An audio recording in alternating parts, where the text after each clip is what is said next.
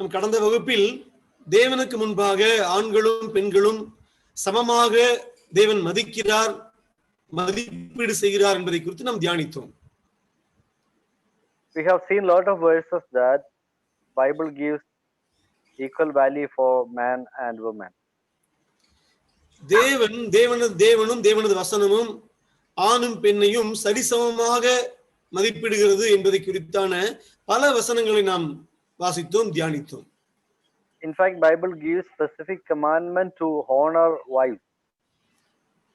மனைவியை கனம் பண்ணுங்கள் என்று ஒரு குறிப்பிட்ட ஒரு தனித்துவமான கட்டளைகளை வேதவசனம் நமக்கு தருகிறது. On the other side, as a working pattern, working arrangement, God has placed some difference in function and role for man and woman. அதே சமயத்தில் தேவன் இந்த உலகத்தை நடத்துகிற ஆளுகிற விஷயங்களில் ஆணுக்கும் பெண்ணுக்கும் வேறு வேறு பொறுப்புகளையும் வேலைகளையும் தந்திருக்கிறார். That differences in function and roles can be seen in family and also in the church. ஆணுக்கும் பெண்ணுக்கும் உள்ள பொறுப்புகளில் வேலைகளில் உள்ள வித்தியாசங்களை நாம் சபையிலும் குடும்பத்திலும் கூட காண முடியும். We have gone through many verses from Gospels, then from epistles and all. நாம் நிருபங்களையும் சுவிசேஷ புத்தகங்களிலும் கூட நிறைய வசனங்களை நாம் வாசித்தோம், தியானித்தோம். Okay. Now let us see what are the roles and functions of women in the church. நாம் இப்பொழுது சபையில் பெண்களுக்குரிய சகோதரிகளுக்குரிய வேறு வித்தியாசமான வேலைகளையும் பொறுப்புகளையும் நாம் தியானிப்போம். From the very beginning, women fulfilled a vital role in the Christian church. சபை ஆரம்பிக்கப்பட்ட ஆரம்பத்திலிருந்தே சபையில் பெண்கள் ஒரு உயிரோட்டம் உள்ள வேலைகளை அவர்கள் செய்தார்கள் தேவனுக்காக. Yeah. Let's read some verses. Acts chapter 1 verse 12 through 14. நாம் சில வசனங்களை வாசிப்போம். அப்போஸ்தலர் அதிகாரம் 1 verses 12 through 14. 12 14 முடிய. அப்பொழுது அவர்கள் எருசலேமுக்கு சமீபமாய் ஒரு ஓய்வு நாள் பிரயாண தூரத்தில் இருக்கிற ஒலிவுமலை எண்ணப்பட்ட மலையிலிருந்து எருசலேமுக்கு திரும்பி போனார்கள். அவர்கள் அங்கே வந்தபோது மேல் வீட்டில் ஏறினார்கள்.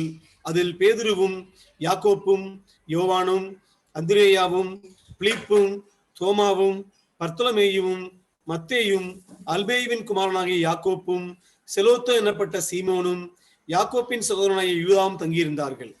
அங்கே இவர்கள் எல்லாரும் ஸ்திரீகளோடும் இயேசுவின் தாயாகிய மரியாளோடும் அவருடைய சகோதரோடும் கூட ஒருமனப்பட்டு ஜெபத்திலும் வேண்டுதலிலும் தரித்திருந்தார்கள். So not only men were gathered for prayer, but also women were also joined with men in prayer. இங்கு ஆண்கள் மட்டும் ஜெபிப்பதற்காக கூடி வரவில்லை, அவர்களோடு கூட சேர்ந்து சகோதரிகளும் கூட ஜெபிப்பதற்காக கூடி வந்திருந்தார்கள் என்று நாம் வாசிக்கிறோம். Acts chapter 9 we can see about Dorca. அப்போஸ்தலர் அதிகாரம் 9 நாம் தொர்கால் எனப்பட்ட தபிதாளை குறித்து நாம் வாசிக்கிறோம். Then in chapter 16, Acts chapter 16, அப்போஸ்தலர் 16 அதிகாரத்தில் verse 13 through 15, 13 15 வரை வாசிக்கும் பொழுது லிதியாளை குறித்து வாசிப்போம். Then in chapter 17 verse 1 through 4, பின்பு 17 அதிகாரம் 1 4 முடிய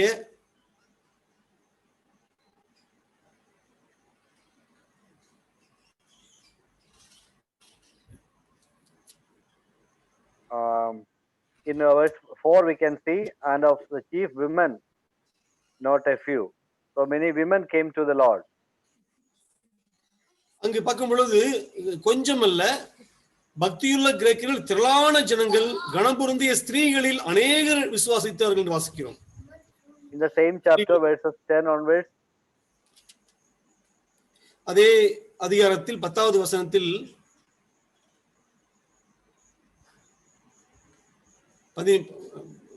தமிழில் 12வது வசனத்தில் வாசிக்கும் போது, கிரேக்கரிலும் கணம் பொருந்திய கிரேக்கரில் அநேக ஸ்திரீகளும் விசுவாசித்தார்கள் என்று பார்க்கிறோம். Yeah.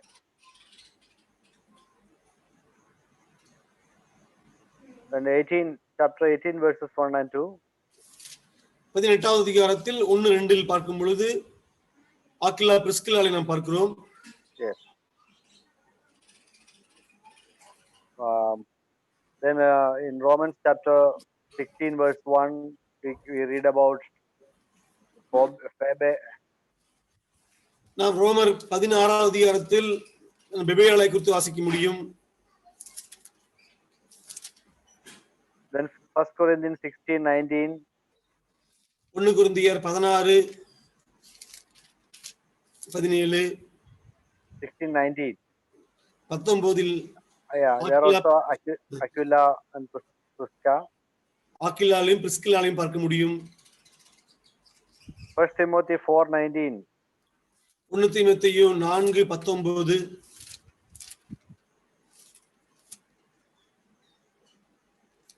Oh, 4:19. Oh. Not 4:19. Timothy's mother and grandma. That's in 1 minute.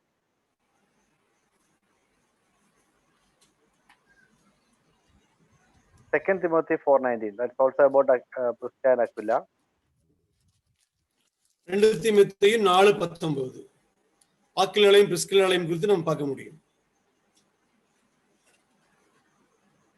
1 Timothy 1:5. Sorry, 2 Timothy 1:5. 2 தீமோத்தேயு 1:5. தீமோத்தேயுடைய பாட்டியையும் தாயாகிய ஐநேக்கியாளையும் பார்க்க முடியும். அதில் So a lot of verses mentions about women and their ministries in the first century church. ஆதி திருச்சபையில் 1ஆம் நூற்றாண்டு திருச்சபைகளில் அநேக பெண்கள் தேவனது சபையில் ஊழியம் செய்ததாக நாம் வாசிக்கிறோம்.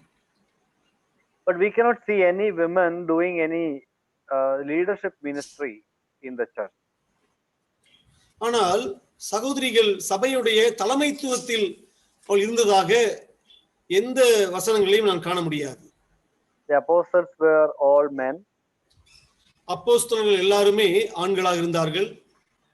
The chief mission activities were done by men. முக்கியமான ஊழிய காரியங்கள் எல்லாவற்றையும் ஆண்கள் தான் பொறுப்பெடுத்தார்கள். The elders appointed were men.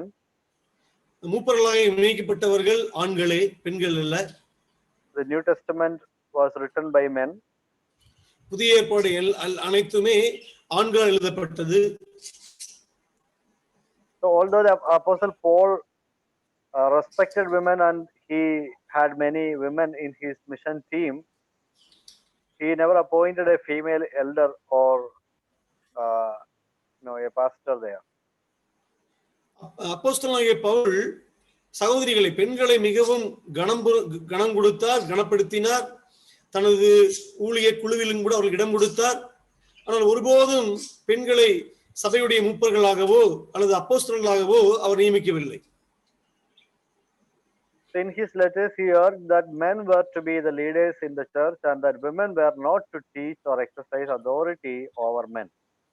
அவர் தன்னுடைய நிருபங்களில் எல்லாம் சபையில் ஆண்கள் தலைமைத்துவ பண்பில் இருக்கட்டும், தலைமைத்துவ பொறுப்பில் இருக்கட்டும், பெண்கள் தனது அதிகாரங்களை ஆண்கள் மேல் செலுத்தாமல் அமைதியாக இருக்க கடவன் என்றுதான் அவர் போதிக்கிறார். So although women are spiritually equal with man before God, they are essential to the body of Christ. Women were excluded from the leadership over men in the church.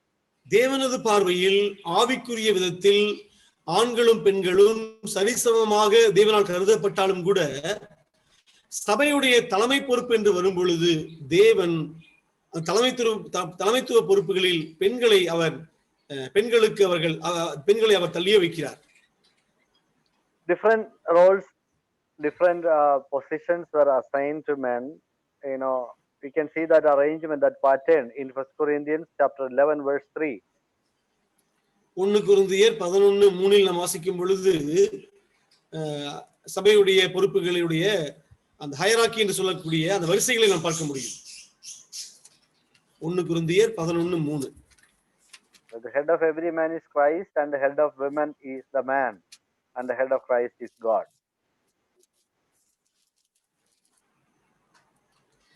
ஒவ்வொரு புருஷனுக்கும் கிறிஸ்து தலையாய் இருக்கிறார் என்றும், ஸ்திரீக்கு புருஷன் தலையாய் இருக்கிறான் என்றும், கிறிஸ்துவுக்கு தேவன் தலையாய் இருக்கிறார் என்றும் நீங்கள் அறிய வேண்டும் என்று விரும்புகிறேன். The women need to accept this godly design in function. Only when they are submissive and accepting God's plan for them, they can be effective and fruitful in the ministry and bring glory to God. ஊழியங்களை பொறுத்தவரை தேவன் ஏற்படுத்தி வைத்த இந்த ஒழுங்குகளை சகோதரிகள் பெண்கள் ஏற்றுக்கொண்டு அதற்கு கீழ்ப்படிந்து அதை கனப்படுத்தும் பொழுதுதான் தேவன் அவர்களை ஆசீர்வதிப்பார், அந்த ஊழியங்கள் கூட ஆசீர்வதிக்கப்படும். So there are some key passages we need to read and discuss. Let us read 3 of such passages. சில முக்கியமான வேத பகுதிகளை நாம் வாசித்து தியானிப்போம். குறிப்பாக 3 பகுதிகளை நாம் வாசிக்கலாம். 1 Corinthians chapter 11 verses 1 through 16. 1 கொரிந்தியர் அதிகாரம் 11 வசனம் 1 லிருந்து 16 முடிய. Should we read brother? Yes, yes. நான் கிறிஸ்துவை பின்பற்றுகிறது போல நீங்கள் என்னை பின்பற்றுவர்களாயிருங்கள். சகோதரரே, நீங்கள் எல்லாவற்றிலும் என்னை நினைத்துக் கொண்டு நான் உங்களுக்கு ஒப்புவித்தபடி நீங்கள் கட்டளைகளை கைகொண்டு வருகிறது நிமித்தம் உங்களை புகழுகிறேன். ஒவ்வொரு புருஷனுக்கும் கிறிஸ்து தலையாயிருக்கிறார் என்றும், ஸ்திரீக்கு புருஷன் தலையாயிருக்கிறான் என்றும், கிறிஸ்துவுக்கு தேவன் தலையாயிருக்கிறார் என்றும் நீங்கள் அறிய வேண்டும் என்று விரும்புகிறேன். ஜெபம் பண்ணுகிற போதாவது, தீர்க்க தரிசனம் சொல்லுகிற போதாவது, தன் தலையை மூடிக்கொண்டிருக்கிற எந்த புருஷனும் தன் தலையை கனவீனப்படுத்துகிறான். ஜெபம் பண்ணுகிற போதாவது, தீர்க்க தரிசனம் சொல்லுகிற போதாவது, தன் தலையை மூடிக்கொள்ளாதிருக்கிற எந்த ஸ்திரீயும் தன் தலையை கனவீனப்படுத்துகிறாள். அது அவளுக்கு தலை சிரைக்கப்பட்டது போல் இருக்குமே. ஸ்திரீயானவள் முக்காடிட்டுக் கொள்ளாவிட்டால் தலைமயிரையும் கத்திரித்து போட கடவள். தலைமயிர் கத்திரித்து போடுகிறதும் சிரைக்கப்படுகிறதும் ஸ்திரீக்கு வெட்கமானால் முக்காடிட்டுக் கொண்டிருக்க கடவள். புருஷனானவன் தேவனுடைய சாயலும் மகிமையுமா இருக்கிறபடியால் தன் தலையை மூடிக்கொள்ள வேண்டுவதில்லை. ஸ்திரீயானவள் புருஷனுடைய மகிமையா இருக்கிறார். புருஷன் ஸ்திரீயிலிருந்து தோன்றினவன் அல்ல, ஸ்திரீயே புருஷனிலிருந்து தோன்றினவள். புருஷன் ஸ்திரீக்காக சிருஷ்டிக்கப்பட்டவன் அல்ல, ஸ்திரீயே புருஷனுக்காக சிருஷ்டிக்கப்பட்டவள். ஆகையால் தூதர்களின் நிமித்தம் ஸ்திரீயானவள் தலையின் மேல் முக்காடிட்டுக் கொள்ள வேண்டும். ஆகிலும் கர்த்தருக்குள் ஸ்திரீ இல்லாமல் புருஷனும் இல்லை, புருஷன் இல்லாமல் ஸ்திரீயும் இல்லை. ஸ்திரீயானவள் புருஷனிலிருந்து தோன்றுகிறது போல புருஷனும் ஸ்திரீயினால் தோன்றுகிறான். சகலமும் தேவனால் உண்டாயிருக்கிறது. ஸ்திரீயானவள் தேவனை நோக்கி ஜெபம் பண்ணுகையில் தன் தலையை மூடிக்கொள்ளாமல் இருக்கிறது லட்சணமாய் இருக்குமோ என்று உங்களுக்குள் நிதானித்துக் கொள்ளுங்கள். புருஷன் மயிரை நீளமாய் வளர்க்கிறது அவனுக்கு கனவீனமாய் இருக்கிறது என்றும், ஸ்திரீ தன் மயிரை நீளமாய் வளர்க்கிறது அவளுக்கு மகிமையாய் இருக்கிறது என்றும் சுபாவமே உங்களுக்கு போதிக்கிறது இல்லையா? தலைமயிர் அவளுக்கு முக்காடாக கொடுக்கப்பட்டிருக்கிறதே. ஆகிலும் ஒருவன் வாக்குவாதம் செய்ய மனதாயிருந்தால் எங்களுக்கும் தேவனுடைய சபைகளுக்கும் அப்படிப்பட்ட வழக்கம் இல்லை என்று அறிய கடவன். So here we can see many truths God has given. இந்த பகுதியில் கர்த்தர் அநேக சத்தியங்களை நமக்கு தந்திருக்கிறார். In verse 3 we have already seen that head of women is man. நாம் 3வது வசனத்தை ஏற்கனவே பார்த்தோம். ஸ்திரீயுடைய தலையாய் இருக்கிறவன் புருஷன். Because of that subordinate position in the church and in ministry, women has to cover their head. அந்த கீழ்ப்படிந்து இருக்கிற ஒரு நிலையில் தேவன் ஸ்திரீகளை வைத்திருக்கிறபடியினால் அவர்கள் தலைக்கு முக்காடிட்டுக் கொள்ள வேண்டும் என்று நாம் வாசிக்கிறோம். So verse 5 says, but every woman praying and prophesying with her head unveiled dishonored her head. ஜெபம் பண்ணுகிற போதாவது, தீர்க்க சொல்லுகிற போதாவது தலையை மூடிக்கொள்ளாதிருக்கிற ஸ்திரீ தன் தலையை கனவீனப்படுத்துகிறாள் என்று பார்க்கிறோம். So whatever spiritual ministry a woman is doing, she is required to cover her head, not only for prayer and prophecy. Prophecy means it's the ministry of the word. So not only for prayer and word ministry, whatever spiritual ministry a woman is doing, she need to cover her head. ஜெபம் பண்ணுகிற போதும் தீர்க்கதரிசனம் என்று சொல்லுகிற அந்த தேவ வசனங்களில் அவர்கள் போதிக்கிற போது மட்டுமல்ல, எந்த ஆவிக்குரிய ஊழியங்களை அவர்கள் செய்தாலும் கூட தலையை மூடிக்கொள்ள வேண்டும் என்பது தேவன் எதிர்பார்க்கக்கூடிய ஒரு விஷயமாக இருக்கிறது. Verse 10. 10வது வசனம். For this cause ought the woman to have sign of authority on her head because of the angel. ஆகையால் தூதர்கள் நிமித்தம் ஸ்திரீயானவள் தலையின் மேல் முக்காடிட்டுக் கொள்ள வேண்டும் என்று பார்க்கிறோம். So the veil, the head covering of women, serves as a symbol. What is the symbol? Sign of authority. That means this woman is under authority, submissive to authority. That sign is given to women in the form of veil or head covering. தமிழில் அந்த வார்த்தை இல்லை. ஆனால் இல்ல. இங்கிலீஷ்ல வந்து symbol of அத்தாரிட்டின்னு பார்க்கிறோம். அதாவது அதிகாரத்துடைய அடையாளம், அதிகாரத்திற்கு பெண்கள் கீழ்ப்படிந்திருக்க வேண்டும் என்ற அடையாளத்தின் நிமித்தம், அடையாளத்திற்காக பெண்களானவர்கள் தூதர்கள் நிமித்தம் முக்காடிட்டுக் கொள்ள வேண்டும் என்று வசனம் சொல்லுகிறது. But this word authority is there, isn't it? In Tamil there is no authority, brother. No authority. So what does that word say? Simply ஆகையால் தூதர்கள் நிமித்தம் ஸ்திரீயானவள் தலையின் மேல் முக்காடிட்டுக் கொள்ள வேண்டும். Okay. Yeah. So but in the Greek there is a word authority. Authority on her head. A sign that same is applied. For this cause ought the woman to have authority on her head because of the angels. So why it is said because of the angels? தூதர்கள் நிமித்தம் அவள் அதிகாரத்துடைய அடையாளமாக முக்காடிட்டுக் கொள்ள வேண்டும் என்று நாம் கிரேக்க வசனங்களில் வாசிக்க முடியும். ஏன் தூதர்கள் நிமித்தம்? Who are the angels here? இங்க தூதர்கள் என்று சொல்லும் பொழுது அவர்கள் யார்?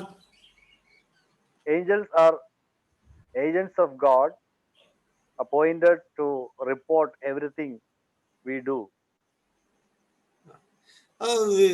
தூதர்கள் தேவனால் நாம் செய்யக்கூடிய காரியங்களை எல்லாவற்றையும் குறித்து அவர்கள் தேவனிடத்தில் போய் ஒரு அறிக்கை சமர்ப்பிக்கக்கூடிய தேவனது ஏஜென்ட்டுகளாக அவர்கள் இருக்கிறார்கள். In Hebrews we can see that they are ministering spirits to those who are saved. Angels are ministering spirits to those who are saved. ரட்சிக்கப்பட்டவர்களுக்கு ஊழியம் செய்வதற்காக தேவனால் நியமிக்கப்பட்ட ஆவிகள் என்று தூதர்களை குறித்து நாம் எபிரேயரில் வாசிக்கிறோம். But they not only helps us, but they report to the Lord about our doings also. நமக்கு உதவி செய்வது மட்டுமல்ல, நாம் என்ன செய்கிறோம் சபையில் என்பதை குறித்து தேவனிடத்தில் அவர்கள் ரிப்போர்ட் கொடுக்கக்கூடிய ஒரு வேலையில் அவர்கள் இருக்கிறார்கள். So when a woman is women does spiritual ministries without covering her head, it will be reported that this woman is not honoring her authorities. ஆவிக்குரிய ஊழியங்களை செய்யும் போது சகோதரிகள் தலையை முக்காடு இல்லாத சகோதரிகள் முக்காடு போடாமல் அந்த ஊழியங்களை செய்யும் பொழுது தூதர்கள் அதை போய் தேவனுக்கு சொல்லுவார்கள், இந்த சகோதரியானவள் அதிகாரத்துக்கு கீழ்ப்படியாமல் செய்து கொண்டிருக்கிறார் என்று பெண்களை குறித்து தேவனிடத்தில் போய் ரிப்போர்ட் கொடுப்பார்கள். So another thing we should understand here,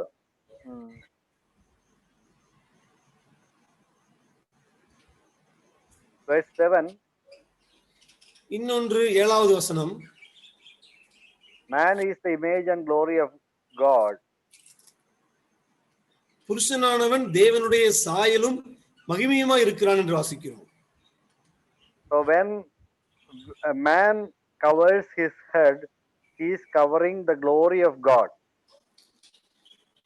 ஆணானவன் புருஷனானவன் தலையை மூடிக்கொள்ளும் பொழுது தேவனது மகிமையை மூடிக்கொள்கிறான், தேவனை மூடிக்கொள்கிறான். Okay, then listen to the next part.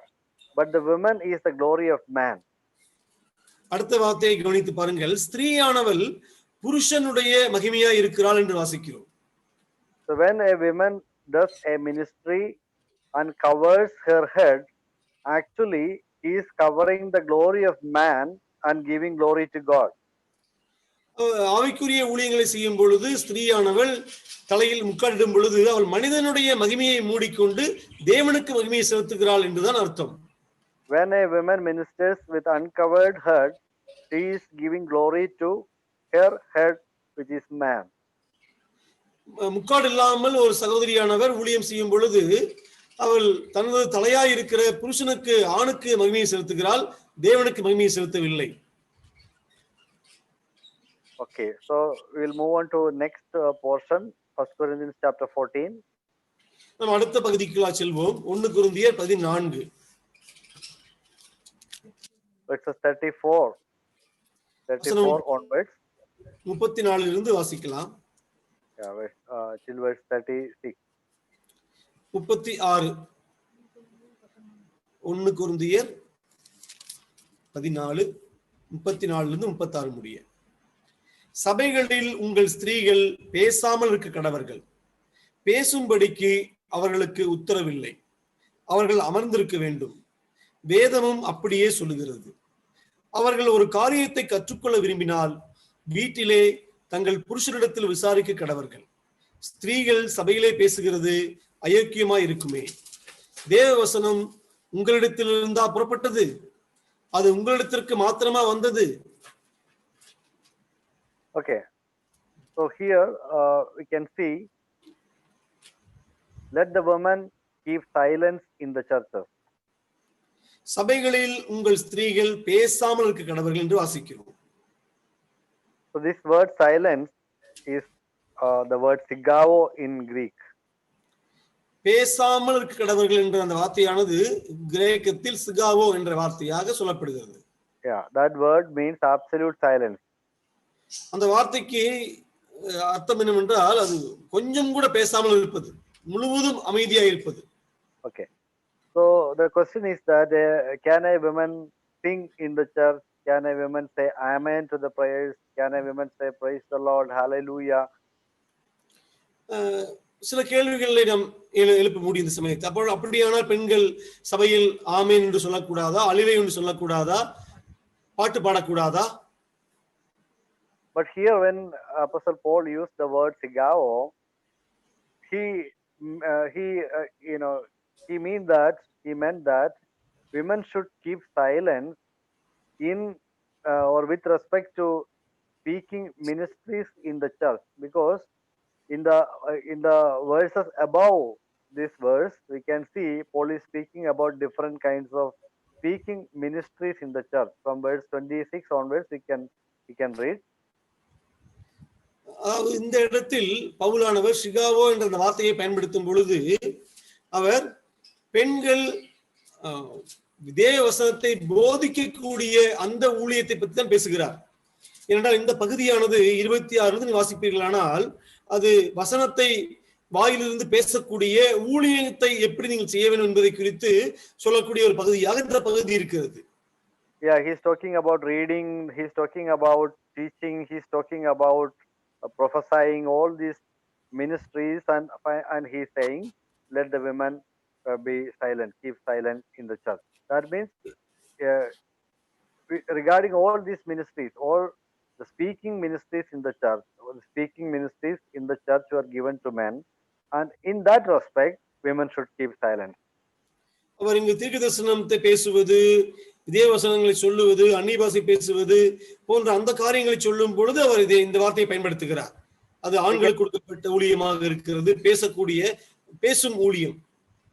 It's not about she cannot open her mouth in the church for any purpose. It is in connection with this ministry. பெண்களானவர்கள் வாயை திறக்கக்கூடாது என்ற அந்த அர்த்தத்தில் அவர் இந்த வார்த்தையை பயன்படுத்தவில்லை. பேசக்கூடிய ஊழியம், வார்த்தை ஊழியம், அந்த வார்த்தைகளால் ஊழியம் செய்யும் பொழுது என்ற அந்த ஒரு பின்னணியில் தான் இவர் இதை பயன்படுத்துகிறார். பெண்களானவர்கள் வாயை திறந்து இது போன்ற வார்த்தை ஊழியங்களை, பேசும் ஊழியங்களை செய்யக்கூடாது, அவள் அமைதியாக இருக்க வேண்டும் என்பதற்காக அந்த வார்த்தையை பயன்படுத்துகிறார். How can we reach to that conclusion? நாம் இப்படிப்பட்ட ஒரு முடிவுக்கு எப்படி வர முடியும்? Let us read verse 28. நாம் 28 வாசிக்கலாம். But if there is no interpreter, let him keep silence in the church. தமிழ்ல அர்த்தம் சொல்லுகிறவன் இல்லாவிட்டால் சபையிலே பேசாமல் தனக்கும் தேவனுக்கும் தெரிய பேசக்கடவன். So here Apostle Paul is speaking about doing ministry with gift of tongues. At that time in the first century, gift of tongues were there. So the person who has the gift of tongues, how should he exercise his gift? If only an interpreter is present, he can speak. If interpreter is not there, he should remain silent. There also that word sigao is used. இங்கு 28வது வசனத்தில் அவர் அந்நிய பாஷைகளை பேசி அந்த பேசக்கூடிய அந்த பாஷைகளுக்கு அர்த்தம் சொல்லக்கூடிய இன்னொருவர் இருப்பதை பற்றி பேசுகிறது. முதல் நூற்றாண்டில் அந்நிய பாஷை இருந்த போது இந்த பகுதிகள் எல்லாம் பார்க்க முடியும். அர்த்தம் சொல்லுகிறவன் இல்லாவிட்டால் சபையில் பேசாமல் இருக்க கடவன். அங்கும் கூட பவுலானவர் சிகாவோ என்ற வார்த்தையை தான் பயன்படுத்துகிறார். So what does it mean? So that means that the person, the brother, the believer who is gifted with tongues can do ministry with that. And if there is no one to interpret, he should remain silent. Means with respect to that ministry only, he should keep silence. About other ministries, he can do. So regarding to that ministry, Paul is speaking, he should remain silent. அப்ப இங்கு பேசாமல் இருக்க கடவன் என்று சொல்லும் பொழுது பவுலானவர் மிகவும் குறிப்பாக தெளிவாக சொல்லுகிறார். அந்நிய பாஷை நீங்கள் பேசினால் அந்த அந்நிய பாஷை, நீ பேசக்கூடிய அந்நிய பாஷைக்கு அர்த்தம் சொல்லுகிற வேறொருவன் இருந்தால் நீ பேசு, இல்லாவிட்டால் பேசாமல் இரு என்று சொல்லும் பொழுது அந்த பேசாமல் இருந்த அந்த வார்த்தையானது அந்நிய பாஷை பேசுவதைத்தான் நிறுத்துகிறாரே ஒழிய மற்ற ஊழியங்களை அவர் செய்யலாம் என்றுதான் அர்த்தம். மற்ற எந்த ஊழியத்தையும் செய்யக்கூடாது, நீ வாயை மூடிக்கொண்டு என்று சொல்லவில்லை. அவர் அர்த்தம் சொல்லுகிறவன் இல்லாவிட்டால் நீ சபையில் அமைதியாயிரு, அந்நிய பாஷையை பேசாதே என்றுதான் அங்கு சொல்லுகிறார். He is not permitted to exercise his gift, that particular gift.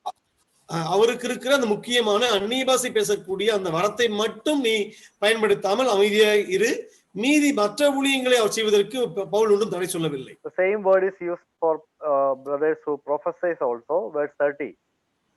30வது வசனத்திலும் கூட அவர் அதே வார்த்தையை பயன்படுத்துகிறார், குறிப்பாக தீர்க்கதரிசனம் உரைக்கிற மக்களுக்கு. அங்கே 29-30 வாசிக்கலாம். தீர்க்கதரிசிகள் 2 பேராவது 3 பேராவது பேசலாம், மற்றவர்கள் நிதானிக்க கடவர்கள். அங்கே உட்கார்ந்திருக்கிற மற்றொருவனுக்கு ஏதாகிலும் வெளிப்படுத்தப்பட்டால் முந்தி பேசினவன் பேசாமல் இருக்க கடவன். Okay, there also we can see let the first keep silence. முந்தி பேசினவன் பேசாமல் இருக்க கடவன். இங்கும் கூட அந்த சிகாவோ என்ற வார்த்தையை தான் அவர் பயன்படுத்துகிறார். So normal meaning we can understand, it's so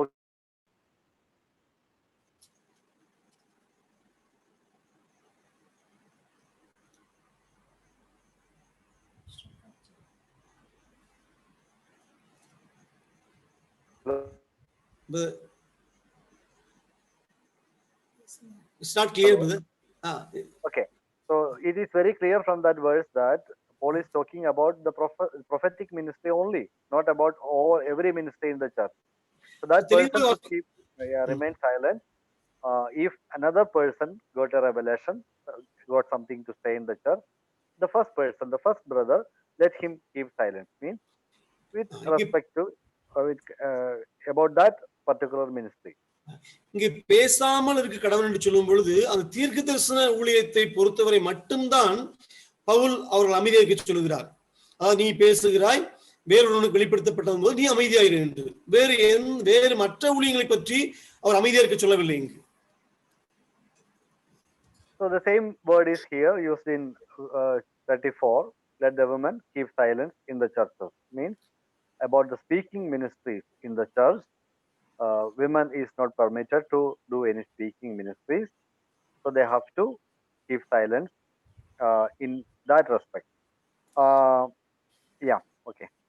34 இந்த ஒரு பின்னணியில் தான் அவர் ஸ்திரீகளையும் கூட பேசாமல் கடவன் என்று சொல்லுகிறார். பேசாமல் என்று சொல்லும் பொழுது வாயை திறக்கக்கூடாது என்று சொல்லவில்லை. இது போல வார்த்தை ஊழியங்கள், பேசும் ஊழியங்களை பொறுத்தவரை ஸ்திரீகள் அமைதியா இருக்க வேண்டும் என்று சொல்லுகிறார். மற்றபடி அவர்கள் ஆமென் சொல்லுவதோ அல்லேலூயா சொல்லுவதோ பாடுவதை குறித்தோ அவர் இங்கு சொல்லவில்லை. But let them be in subjection as also saith the law. So saith the law means it is speaking about the Old Testament. In last class we have mentioned about that. In the Old Testament we cannot see any women teaching or preaching where men are included. 34 பார்க்கிறோம் பின்பகுதியில் அவர்கள் அமர்ந்திருக்க வேண்டும், வேதமும் அப்படியே சொல்லுகிறது. இங்கு வேதம் என்று சொல்லும் பொழுது பழைய ஏற்பாட்டைத்தான் பவுலானவர் இங்கு சொல்லுகிறார். பழைய ஏற்பாட்டிலும் கூட ஆண்கள் இருக்கும்போது பெண்கள் யாரும் பேசுவதற்கு அங்கு அனுமதிக்கப்படவில்லை. ஆகவே புதிய ஏற்பாட்டிலும் நீ இப்பொழுதும் கூட அப்படியே நீங்கள் இருங்கள் என்று அவர் சொல்லுகிறார். So here Paul in 35, for it is shameful for a woman to speak in the church. ஸ்திரீகள் பேசுகிறது, சபையிலே பேசுகிறது அயோக்கியமா இருக்குமே என்று வாசிக்கிறோம். Okay, so that is the arrangement God has given in the church. The speaking ministries are given to men, and women need to be submissive. They cannot do speaking ministries in the church, but at home they have much freedom. தேவன் சபையில் ஊழியங்களை பொறுத்தவரை இப்படிப்பட்ட ஒரு ஒழுங்கை ஏற்படுத்துகிறார். ஆனால் வீட்டில் அப்படி அல்ல. Verse 35 says that if they would learn anything, let them ask their own husbands at home. வீட்டிலே தங்கள் புருஷரிடத்தில் விசாரிக்க கடவர்கள் என்று சொல்லும் பொழுது ஸ்திரீகளுக்கு வீட்டில் சில சுதந்திரங்களை தேவன் கொடுத்ததாகத்தான் இங்கு எடுத்துக்கொள்ள முடியும். So during church meeting they were not even permitted to ask questions to the teacher. இங்கு சபையில் கிளாஸ் நடந்து கொண்டிருக்கும் பொழுது பெண்கள் இவன் கேள்விகளை கூட கேட்பதற்கு அவர்களுக்கு அனுமதி இல்லை. அதை வீட்டில் தான் அவர்கள் கேட்க வேண்டும். So that is not permitted.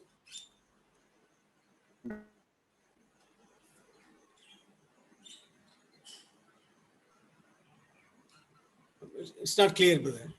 Okay, so that was not permitted in the church, but that was permitted at home. அது சபையில் அவர்கள் கேள்வி கேட்பது அனுமதிக்கப்படவில்லை, ஆனால் வீட்டில் அவர்கள் கேள்வி கேட்கலாம். Okay, but this is church meeting means all church meeting or only Sunday meeting, or whenever men present. You know, there is a distinction between church meeting and meetings of the church. So church meeting officially is Sunday meeting, the first day of the week meeting, where the church gather to break bread and celebrate the Eucharist and all. So that is the official meeting of the church where every members need to be present. But church may have a weekday program that cannot be called church meetings, but they are meetings of the church, and that is different. So the sisters should not speak only the applicable only for Sunday meeting and other meetings also, brother. Yeah, that we will read from the next verse. Next verse we will get more light about that. Okay. Then 1 Timothy chapter 2 verses 8 through 15. 1 தீமோத்தேயு அதிகாரம் 2 வசனம் 8 இலிருந்து. 1 தீமோத்தேயு அதிகாரம் 2 வசனம் 8 இலிருந்து. Okay, you can read 8 to 16. 15, brother. 15, 8 to 15. அன்றியும் புருஷர்கள் கோபமும் தர்க்கமும் இல்லாமல் பரிசுத்தமான கைகளை உயர்த்தி எல்லா இடங்களிலேயும் ஜெபம் பண்ண வேண்டும் என்று விரும்புகிறேன்.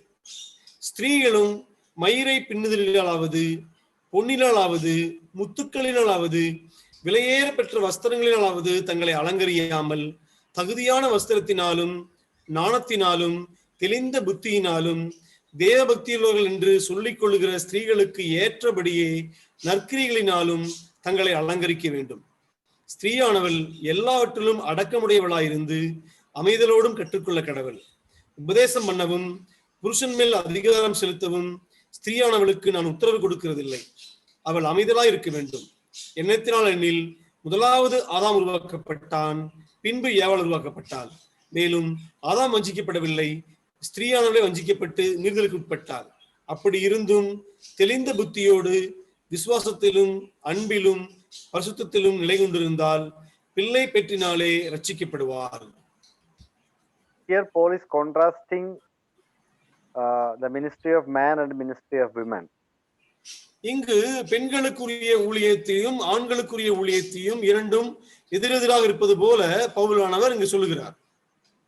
So I decide therefore that men pray in every place, lifting up holy hands without wrath and disputing. So it is assigned to men to lead the congregation in prayer. Wherever public programs are there, to lead the meeting in prayer, it's given to man. இங்கு முதலாக 8வது வசனம் வாசிக்கிறோம், சகோதரர்கள் எங்கு அவர்கள் ஜெபக்கூட்டத்தை நடத்தினாலும் அவர்கள் தலைமைத்துவ பண்பேற்றி அவர்கள் அதை நடத்த வேண்டும், தலைமையேற்று நடத்த வேண்டும் என்று சொல்லுகிறார். இவர்கள் கைகளை உயர்த்தி. So that leadership role of man is contrasted with the submissive role of women. See, then when come to verse 11 and 12, let a woman learn in quietness with all subjection. But I permit not a woman to teach, not to have dominion over a man, but to be in quietness. So let a woman learn in quietness with all subjection. இங்கு அவர் ஒரு புருஷனுக்குரிய ஆணுக்குரிய ஊழியங்களை சொல்லும் பொழுது அவர் இதை சொல்லிவிட்டு உடனே பெண்ணை குறித்து சொல்லும் பொழுது ஸ்திரீயானவளோ எல்லாவற்றிலும் அடக்க முடியவர் என்று சப்மிஷிவ் ரோல், அவள் அடங்கி அமைதியா இருக்க வேண்டும் என்று இரண்டுக்கு இரண்டும் காணப்படக்கூடிய இரண்டு பேரும் செய்யக்கூடிய ஊழியத்தில் இருக்கக்கூடிய முரண்பாடுகளை அவர் இங்கு தெளிவாக வெளிப்படுத்துகிறார். ஆண் தலைமையேற்று செய்ய வேண்டும், பெண் எல்லாவற்றிலும் அடக்கமுடையவளாய் அமைதியோடு கற்றுக்கொள்ள கடவுள் என்று சொல்லுகிறார். Here Apostle Paul emphatically denied two kind of ministries: to teach and to dominion over man. To teach man, to dominion over man.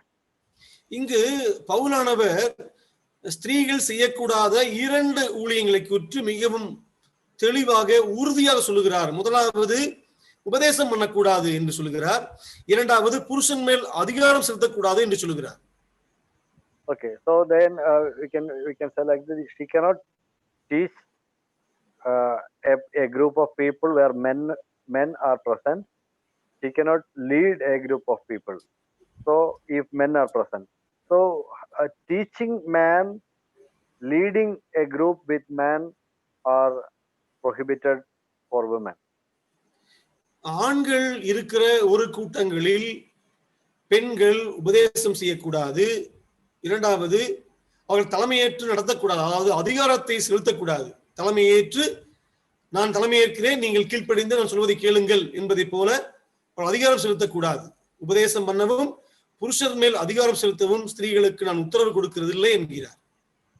So here Paul is not talking about any particular meeting. It is a general principle in doing Christian ministries. Wherever it is, women are not allowed to teach the men and not allowed to lead a group where men are present. இங்கு பவுலானவர் ஞாயிற்றுக்கிழமை கூட்டம் அல்லது மற்ற நாள் கூட்டம் என்று எதையும் அவர் குறிப்பிட்டு சொல்லாமல் பொதுவாக சில பிரமாணங்களை பெண்கள் எப்படி ஊழியம் செய்ய வேண்டும் ஆண்கள் இருக்கும் பொழுது என்பதை குறித்தான ஒரு பொதுவான பிரமாணங்களாக இதை சொல்லுகிறார் அவர். Women can lead, preach, teach. All these kinds of ministry can be done where only ladies are present, only women are present. பெண்கள் அவர்கள் உபதேசிக்கலாம், அதிகாரம் செலுத்தலாம், தலைமையேற்று நடத்தலாம் என்கின்றால் ஆண்கள் இல்லாமல் பெண்கள் மட்டும் இருக்கிற கூட்டங்களில் அவர்கள் அவ்வாறு செய்யலாம். But in a meeting where men are present, women cannot lead a ministry. She cannot lead anything. She cannot have any kind of authoritative ministries like teaching or preaching. ஆனால் ஆண்கள் இருக்கும் பொழுது பெண்கள் ஒரு கூட்டத்தை அவர் தலைமையேற்று நடத்தக்கூடாது. அதே சமயத்தில் அதிகாரத்தோடு அவர்கள் ஆண்களுக்கு உபதேசம் பண்ணி அவர்கள் உபதேசம் பண்ணக்கூடாது. Another question may come: is prayer a ministry? That is one of the questions usually asked. பொதுவாக ஒரு கேள்வி கேட்கப்படும், அப்பொழுது ஜெபம் பண்ணுவது என்பது ஒரு ஊழியம் தானே, அப்ப ஜெப கூட்டங்களில் பெண்கள் ஜெபம் பண்ணலாமா? See, prayer can be a ministry and may not be a ministry. ஜெபமானது ஒரு ஊழியமாகவும் கருதலாம், ஊழியம் இல்லாத ஒரு விஷயமாகவும் கூட அது கருத முடியும். See, some prayer, are in the level of ministry. So, for example, when we gather as a church, we have many kinds of prayers. We begin the meeting with a prayer. We will pray for the Lord's Supper ministry. We will pray for the Word ministry, and we pray for, for the offering. These prayers are not like we pray in a family with our, family members. It's different. ஜெபங்கள் என்று சொல்லும் பொழுது அது பல வகைகளாக நாம் பார்க்கிறோம். ஞாயிற்றுக்கிழமை கூடியிருக்கும் பொழுது முதலாவது நாம் ஜெபித்து ஆரம்பிப்போம் என்று சொல்லக்கூடிய ஒரு தலைமைப்பு ஒரு ஜெபம். அப்பமுக்கு ஆராதனையின் போது அப்பத்திற்காக நம்ம ஜெபிக்கிற ஜெபம், காணிக்கையின் போது காணிக்க ஏற்படக்கூடிய ஜெபம், முடிவு ஜெபமாக இருக்கிறது. இந்த ஜெபத்துக்கும் நாம் வீட்டில் இருக்கும் பொழுது நம்ம எல்லாரும் சேர்ந்து ஜெபிக்கிற ஜெபங்களுக்கும் வித்தியாசங்கள் உண்டு. So in church it is a leading ministry, but at home it is not a leading ministry. In same manner, when in cottage meetings or in prayer meetings, when we share the request and every brother sister one by one they can pray, that is not leading in prayer. No, it's a prayer, but it is not something a ministry. ஆனால் நாம் cottage prayer மீட்டிங்லயோ அல்லது சபை ஜெப கூட்டங்களிலேயோ நாம் ஜெப விண்ணப்பங்களை சொல்லிவிட்டு ஒவ்வொருவராக நீங்கள் சொல்லும் போது அந்த ஜெபமானது ஒரு ஒரு ஒரு லீடிங் ஜெபமாக அது கருதப்படாது. அது தலைமை ஜெபமாக அது கருதப்படாது.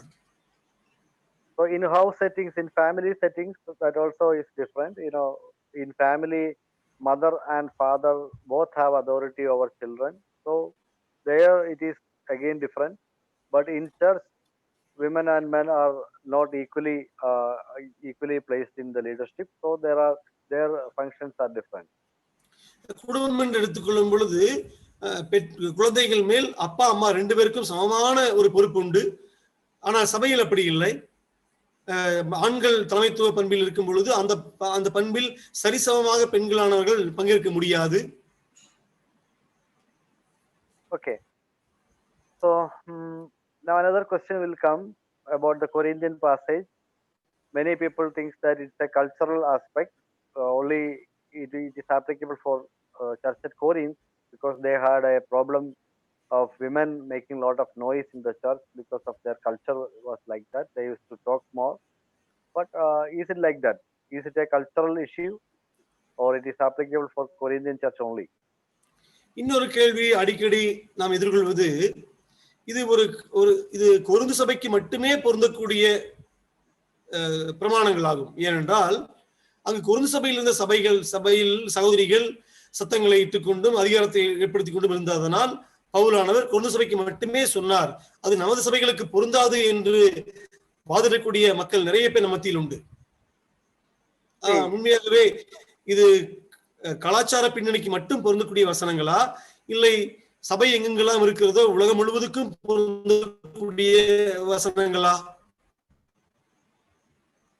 We definitely know that some passages are exclusively for that particular church because Paul was dealing with particular issues of that church, and not all passages are exclusively for that particular church.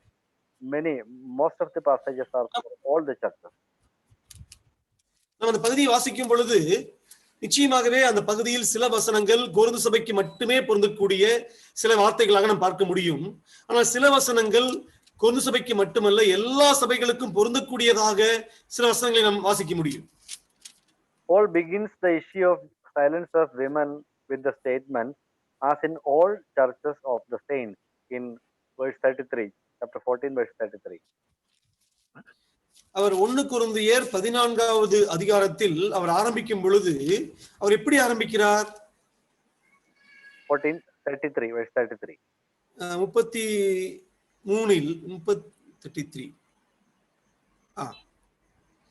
ஆரம்பிக்கும் பொழுது பரிசுத்தவான்களுடைய சபைகள் எல்லாவற்றிலையும் அப்படியே இருக்குதுங்கிறார். எல்லா சபைகளிலும் என்று வாசிக்கிறோம்.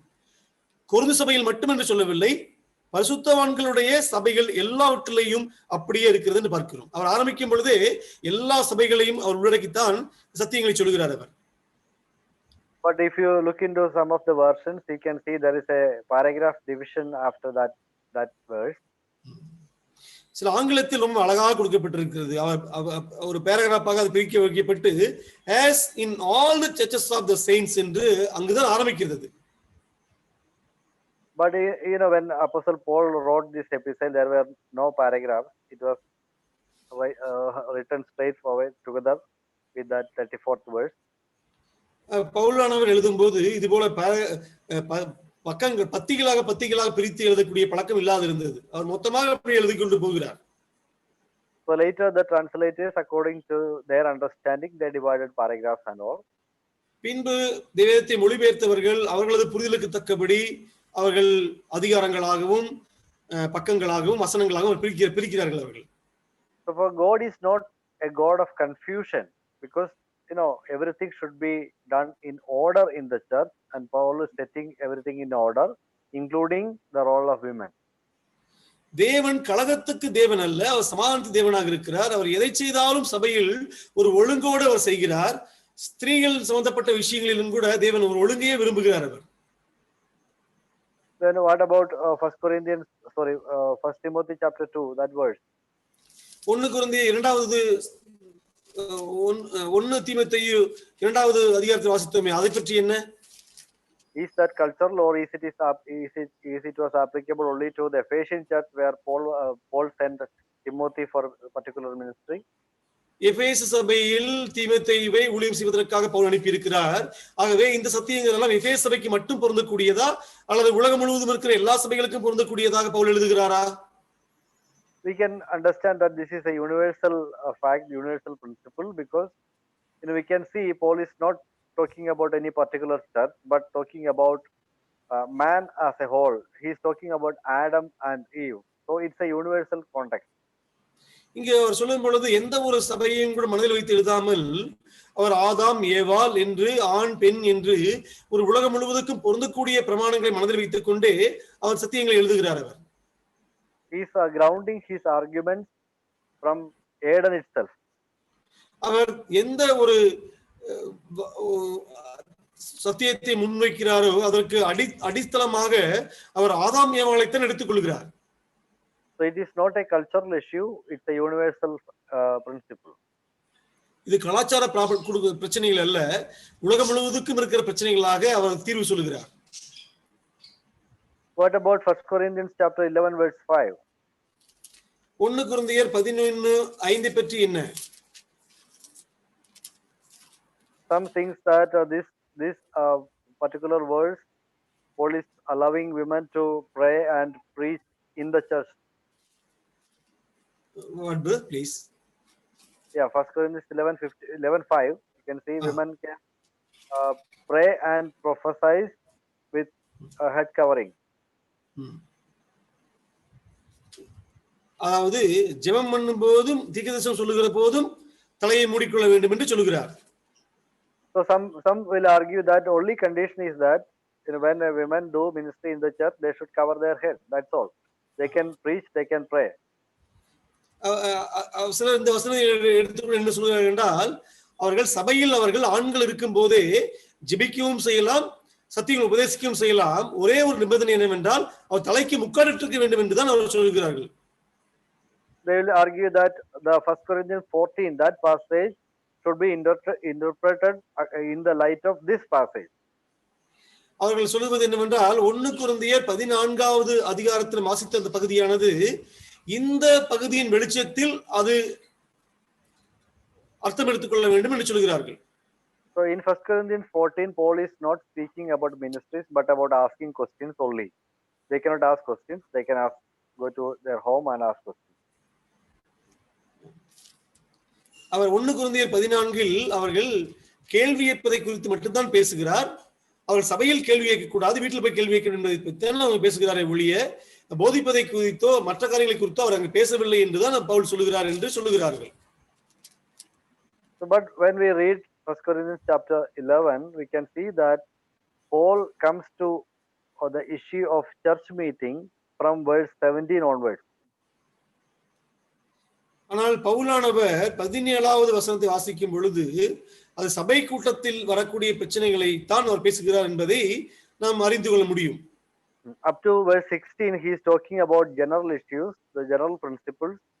Then, verse 17, Paul is clearly showing some transition to a different topic. He is coming to a different topic. So, you can read 17 and 18, then you will understand. 16 வரைக்கும் பவுலானவர் ஒரு பொதுவான பிரச்சனையை அவர் பேசிக் கொண்டிருக்கிறார். 17வது வசனத்தை ஆரம்பிக்கும் பொழுதுதான் கொரிந்து சபையில் உள்ள பிரச்சனைகளை அவர் தனியாக ஆரம்பிக்கிறார். நீங்க வாசிக்கும் பொழுது தெரிந்து கொள்ள முடியும். 16 17 வாசித்தால். ஆகிலும்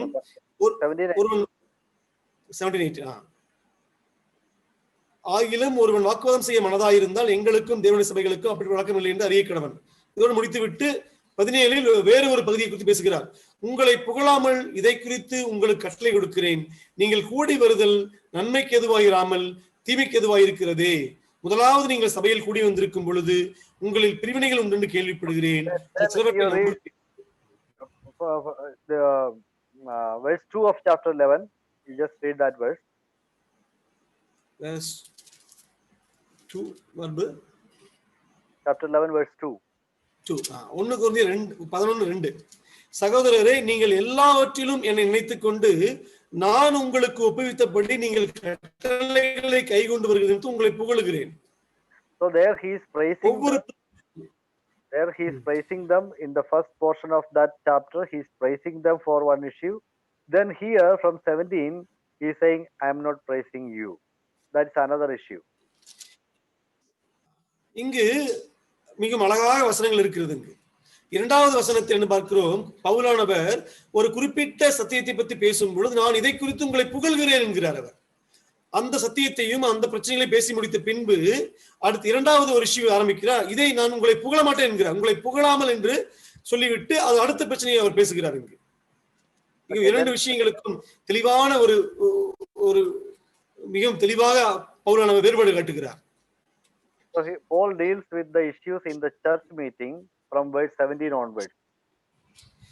கொரிந்து சபையில் இருக்கிற பிரச்சனைகளை அவர் எடுத்து கையாளுவது எப்போது என்றால் 17வது வசனத்திலிருந்து தான் அதை கையாளுகிறார்.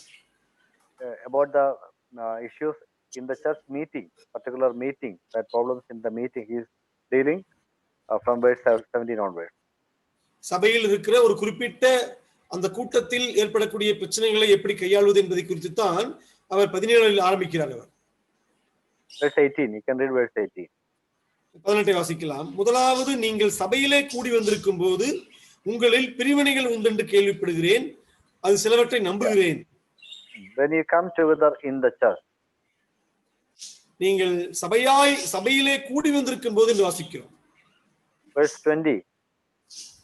நீங்கள் ஓரிடத்தில் கூடி வரும்போது என்று வாசிக்கிறோம். So it is very clear that Paul is talking about the church meeting.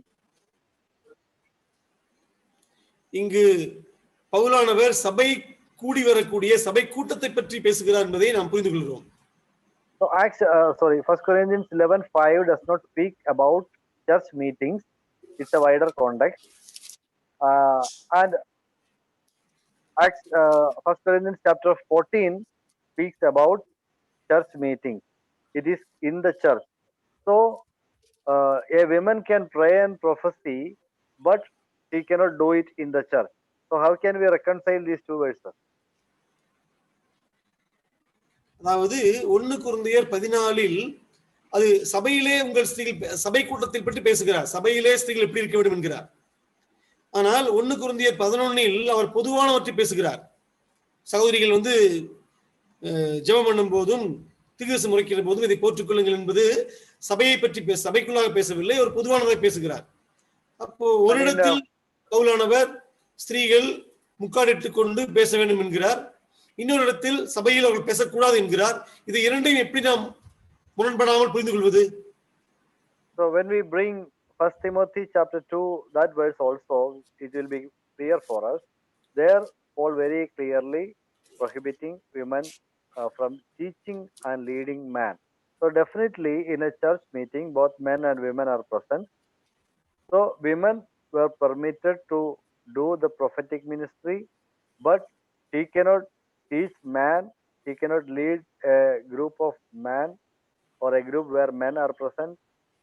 So that allowance to do prophetic ministry or prayer is not in the church. That is very clear, because in the church meeting men are present.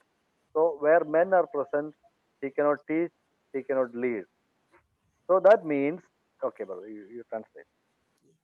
இந்த இரண்டு 1 கொரிந்தியர் 11 1 கொரிந்தியர் 14 இரண்டு பகுதிகளோடு கூட நம்ம 1 தீமோத்தேயு 2ஆம் அதிகாரத்தில் வரக்கூடியதையும் நம்ம சேர்த்து படித்தோமானால் நமக்கு தெளிவாக சில காரியங்கள் புரியும். அதாவது சபையில் பெண்கள் உபதேசிக்க கூடாது, அதிகாரம் செலுத்தக்கூடாது என்ற சத்தியத்தை நாம் இதில் இரண்டிலும் வைத்து பார்க்கும் பொழுது எல்லா சபை கூட்டங்களிலும் சகோதரர்கள் இருப்பார்கள். அப்போ சகோதரர்கள் அங்கு இருக்கும் பொழுது, ஆண்கள் அங்கு இருக்கும் பொழுது சகோதரிகள் உபதேசம் செலுத்தவும் அதிகாரம் செலுத்தவும் கூடாது என்றால் வேறு எங்கு அவர்கள் பவுல் சொல்லக்கூடிய அந்த 11ஆம் அதிகாரம் சொல்லக்கூடிய ஜெபம் பண்ணுவதும் தீர்க்கதரிசனம் செய்ய முடியும்? பெண்கள் இருக்கும் போது சபை, பெண்கள் எங்க இருக்கிற மட்டும்தான் இந்த சத்தியங்களிலிருந்து புரிந்து கொள்ள முடியும். So we can conclude that the prophetic ministry or prayer ministry of women can be done in a place, in a meeting where men are not present. So that cannot be a church meeting. அதாவது பெண்கள் ஜெப ஊழியத்தையும் தீர்க்கதரிசன ஊழியங்களையும் செய்யலாம். எப்பொழுது என்றால் ஆண்கள் இல்லாத போது. ஆண்கள் எப்பொழுது இல்லாமல் இருப்பார்கள்? சபை கூட்டங்கள் அல்லாத மற்ற கூட்டங்களில். So that should be a meeting exclusively for women or teaching children. In such meeting, women can pray, they can lead, they can teach, they can preach, all these ministries they can do.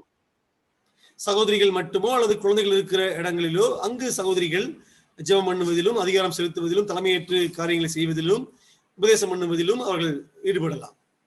They can lead the women's meeting, they can teach the women, they can take Sunday school classes where unbaptized children are there. So it is permitted for women to do all these ministries.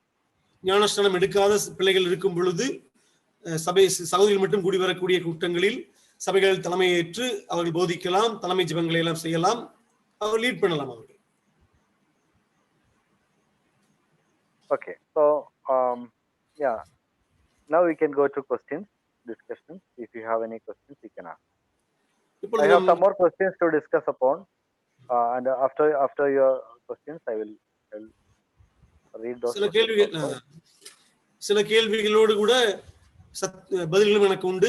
நீங்கள் கேள்வி கேட்ட பின்பு அதை குறித்து நான் பேசுகிறேன்.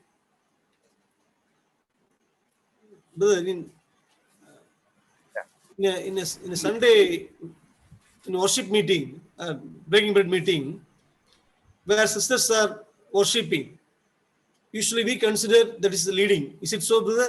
That's why we are prohibiting. Yeah, when one sister, when we do ministries in the church, we are not doing it for, we are not individually doing it. We are representing the church and saying the prayer or praise and worship. So when we represent a group, that is something like leading the group. So that is why we do not permit women to do that thing in the church. Representing means the whole sisters. Yeah, because we are saying, we give thanks, we pray, our so it's all plural. So that means we are representing the whole church. We are giving praise to God, we are worshiping God, representing the whole church, and the whole church will be following us, isn't it? நான் கேட்ட கேள்வி என்னவென்றால், நாம் ஞாயிற்றுக்கிழமை கூட்டங்களில் நம் சபைகளில் சகோதரிகள் ஆராதிப்பதற்கு அனுமதிப்பது கிடையாது. ஆராதிப்பது என்றால் வாயை திறந்து சகோதரர்களை போல. ஏன் என்று கேட்டபோது அவர் அதுபோன்ற கூட்டங்களில் நாம் ஒரு சகோதரனோ நாங்கள் உம்மை துதிக்கிறோம் சுத்திரிக்கிறோம் என்று சொல்லும் பொழுது அது சகோதரன் மட்டும் அதை செய்வது கிடையாது, சபையுடைய ஒரு பிரதிநிதியாகத்தான் அதை செய்கிறார். ஒவ்வொரு சகோதரர்களும் அதை செய்யும் பொழுது நாங்கள் உம்மை துதிக்கிறோம், நாங்கள் ஸ்தோத்திரிக்கிறோம் என்று சொல்லும் பொழுது அவர் தனியாக சொல்லவில்லை, சபையாக அவர்கள் சபையுடைய பொறுப்பாக பிரதிநிதியாக சொல்கிறார். அப்போ சகோதரியானவர் அப்படி நாங்கள் உங்களை துதிக்கிறோம் என்று சொல்லும் போது சபையை அவர் பிரதிநிதித்துவப்படுத்துகிறார். அது லீடிங்க்கு அது இணையாக கருதப்படுகிறபடினால் நாம் சகோதரிகள் அப்படி செயலாகாது என்று நாம் அமைதியாக சொல்கிறோம். Another important thing we should note here, this kind of a praise and worship session was not there in the first century church meeting. இன்னொன்றை குறித்து நான் சொல்ல விரும்புகிறேன். இது போல துதிப்பதற்கும் ஸ்தோத்திரிப்பதற்குமான தனி கூட்டமானது, தனி ஒரு செஷன் ஆனது ஆதி திருச்சபைகளில் அப்படி இல்லை. So we are, some people, when they argue for women's, privilege to worship God and praise God, they are arguing for something which is not an apostolic practice. It is, it was introduced later. சபையில் அவர்கள் தேவனை ஆராதிப்பது, தொழுது கொள்வது ஞாயிற்றுக்கிழமைகளில் அது பெரிய ஸ்லாக்கியம் அல்லவா, ஏன் அனுமதிக்க கூடாது என்று சொல்லக்கூடிய மக்கள், அது அப்போஸ்தலர்களுடைய மாதிரியில் இல்லாத ஒரு காரியத்தை இடையே சபைகளில் ஏற்படுத்தப்பட்டதை அவர்கள் உரிமை கோருகிறார்கள். I hope you understood. Yes.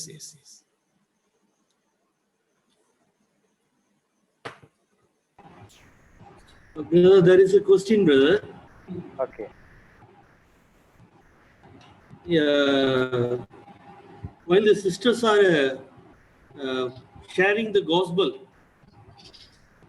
they are actually doing the teaching ministry. So should they cover their heads or not? See, it is not a teaching ministry. Sharing gospel is something like witnessing Christ. We may get opportunity when we travel in bus.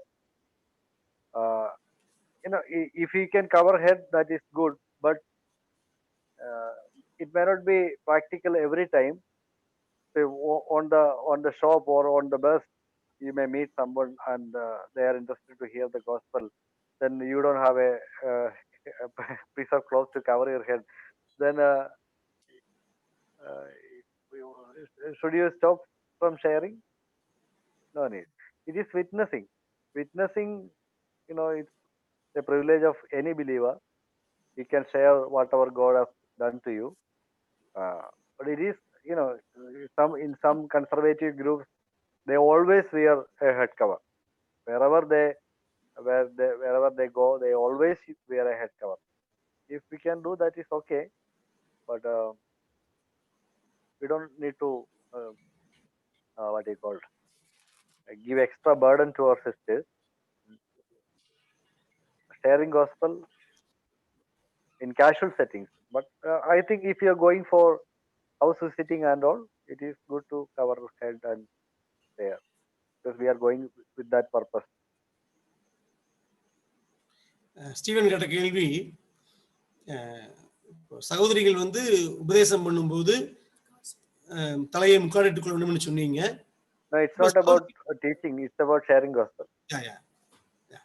அப்போ அவங்க சகோதரிகள் சுவிசேஷத்தை அறிவிக்கும் பொழுது எப்படி அவங்க முக்காடிட்டு கொள்ளணுமா, முக்காடிட்டு கொள்ளாம இருந்தா அது தப்பா? அதுதான் கேட்ட கேள்வி. சுவிசேஷம் அறிவிப்பது என்பது பிரதானமாக அது ஒரு உபதேச ஊழியமாக கருதப்படாது. அது சாட்சி சொல்லுவது, தேவன் என்ன செய்திருக்கிறார் என்று சாட்சி சொல்வதாகத்தான் அது பிரதானம் எடுத்துக்கொள்ள முடியும். அப்படி சொல்லும் பொழுது நம் கடைகளுக்கு செல்கிறோம் அல்லது பஸ்ஸில் பிரயாணம் பண்ணும் பொழுது நாம் பக்கத்தில் இருக்கிறவர்களுக்கு சாட்சி சொல்லுகிறோம் இயேசுவை பற்றி. அப்பொழுது தலையில் முக்காடிட்டு கொள்ளாமல் இருப்பது நிமித்தம் சொல்லாமல் இருக்க வேண்டிய அவசியம் இல்லை. அது சாதாரண ஒவ்வொரு விசுவாசிகளும் கொடுக்கப்பட்ட ஒரு ஸ்லாக்கியமாக பாக்கியமாக கருதுகிறது தேவன் நமது ஆத்மாவுக்கு என்ன செய்தார் சிலுவையில் என்பது. ஆகவே போட்டுக்கொள்ளாமல் இருந்தாலும் ஒன்றும் தவறு கிடையாது. ஆனால் போட்டுக்கொண்டால் மிகவும் நல்லது. சில பாரம்பரிய கிறிஸ்தவர்கள் எங்கு சென்றாலும் சகோதரிகளானவர்கள் அவர்கள் இங்கு கொண்டையை போட்டுக்கொண்டு அந்த கொண்டையின் பின்பாக அவர்கள் தலையை பாதி மூடிக்கொண்டே இருப்பார்கள். எதற்கும் எப்போதும் அவர்கள் அப்படியே ஜெபித்துக் கொண்டிருக்கிறபடியினால் அது இருக்க வேண்டும் என்று. சில சமயத்தில் சபையாக நாம் சுவிசேஷ ஊழியத்திற்கென்று வீடுகள் சந்திப்பதற்கென்று செல்லும் பொழுது நாம் அந்த பர்பஸாக நம் ஊழியத்தின் மீது போகிறபடியினால் அப்பொழுது முக்காடிட்டுக் கொண்டால் நன்றாக இருக்கும்.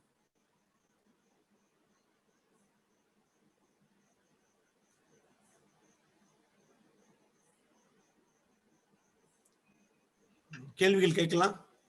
நல்ல கேள்விகள் நல்ல பதில நமக்கு கிடைக்கும், நல்ல பதிலை பெற்றுக் கொடுக்கும். ஒரு டவுட்னா, கேள் Thomas.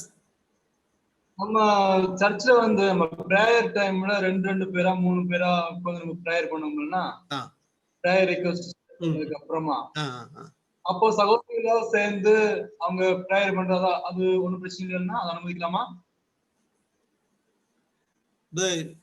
In some churches, after breaking bread meeting, 2-3 sisters are gathered together and they themselves praying among them.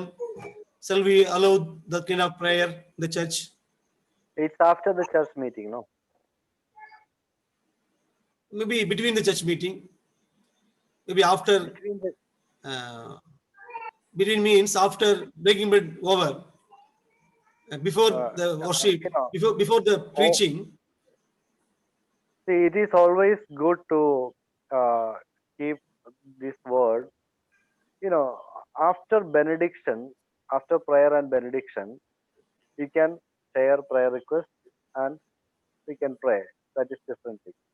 But here what we do is we don't even do sharing prayer request in the church meeting. It's only after the benediction. So even testimony time also, it will be either before the church meeting or after the benediction. So once we start the church meeting by prayer till the benediction, no women were permitted to do speaking ministry. Even among themselves, among sisters also. No. அதாவது நம்ம சபை ஆரம்பிக்கிறோம் அப்படின்னு சொல்லி ஆரம்பித்து ஜெபம் பண்ணுவதிலிருந்து நம்ம ஆசீர்வாத ஜெபம் சொல்ற வரைக்கும் இருக்கக்கூடிய எந்த இடத்துலையும் சகோதரிகளுக்கு இது போன்ற ஊழியங்கள் செய்வது அனுமதிக்க கூடாது. பெனடிக்ஷன் முடித்த பின்பு நம்ம இல்லைன்னா சபை ஆரம்பிப்பதற்கு முன்பாக ஜெபிப்பதற்கோ அல்லது சாட்சி சொல்லுவதற்கோ நம்ம அனுமதிக்கலாம். பெரும்பாலும் நம்ம ஆராதனைக்கும் பிரசங்கத்துக்கும் நடுவில் கூட அனுமதிக்காமல் இருக்கிறது நல்லது. பெனடிக்ஷன் முடிந்த பின்பு சாட்சி நேரங்களோ ஜெப நேரங்களோ வைத்துக் கொள்வது நல்லது. Here some brothers, they have doubt that we can we allow women to pray in cottage meeting. So there our brothers gave a practical instruction like this: share the prayer request in common. Then women, they can go to one corner and men can come to one corner. Then they can pray among them. That arrangement also can be done when we conduct prayer meetings or cottage meetings. And that confusion. Cottage prayer meeting. சில cottage prayer மீட்டிங்ல மட்டும் ஜெபிக்க allow பண்ணலாமா அப்படின்னு சில மக்கள் கேள்வி கேட்பது நிமித்தம் காட்டேஜ் பிரேயர் மீட்டிங்ல கூட ஜெப விண்ணப்பங்களை வந்து பொதுவா அறிவிச்சிட்டு இப்ப இதுக்காக நம்ம ஜெபிக்கலாம் அப்படின்னு சொன்ன பின்பு சகோதரர்கள் ஒரு பக்கமாகவும் சகோதரிகள் பக்கமாகவும் கூட ஜெபித்தாங்கன்னா அந்த பிரச்சனைக்கும் கூட ஒரு நல்ல ஒரு தெளிவான தீர்வு கிடைக்கும். ஓகே, थैंक यू ना. Thank you.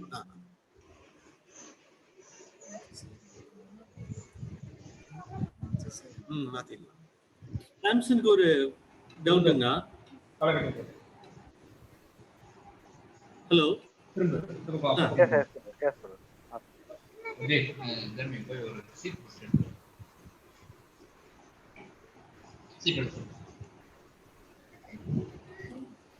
Benediction, whether not the adult sisters, the small kids, like small sisters, they are allowed to pray for the fellowship meal or not? Whether we can, after the benediction only we are taking the fellowship meal. So shall we allow the sisters, not the adults, young sisters, that they can pray or not? For what? For the fellowship meal. No. Fellowship meal. The fellowship. No. No, I cannot. because that is also a ministry, you know, ministry. They are doing, that is something, you know, authoritative. Means, you know, in Jewish culture, the eldest of the group can only do that. Only the eldest brother in that group can do it in Jewish culture. But we don't keep that thing. Any Baptist brother can give prayer, give thanks for food, not children. அதாவது சிவன் கேட்ட கேள்வி, பெனடிக்ஷன்லாம் முடிந்த பின்பு நம்ம சாப்பிடக்கூடிய சாப்பாடு, அந்த fellowship meal, அந்த மீலுக்கு வந்து ஜெபிப்பதற்காக பெரிய சகோதரிகள் இல்ல, சின்ன சின்ன சகோதரிகள், சின்ன சின்ன பொண்ணுங்க, சிறுமிகள், அவங்கள வந்து ஜெபிக்கிறதுக்கு நம்ம அனுமதிக்கலாமா அப்படின்னு கேட்டார். சகோதரர் பதில், அனுமதிக்க கூடாது. யுத கலாச்சாரங்கள்ல வந்து இது போன்ற காரியங்களுக்கு வந்து அந்த சபையிலேயே யார் வந்து மிகவும் வயதானவங்களோ அந்த சகோதரர்கள் தான் ஜெபிப்பாங்க. நம்ம வந்து அப்படி கூட நம்ம செய்யறது கிடையாது. எந்த சகோதரனையும் நம்ம அனுமதிக்கிறோம். பெரும்பாலும் அந்த ஃபெல்லோஷிப் மீலுக்கு கூட அது அதிகாரப்பூர்வமான ஒரு விஷயம். அந்த ஜெபத்துக்கு கூட நம்ம சிறுமிகளா இருந்தாலும் சரி, பெண்கள் அனுமதிக்காம ஆண்கள்ல நம்ம சிறுவர்கள் ஆண்களை நம்ம ஜெபிக்கும்படி அனுமதிக்கலாம்.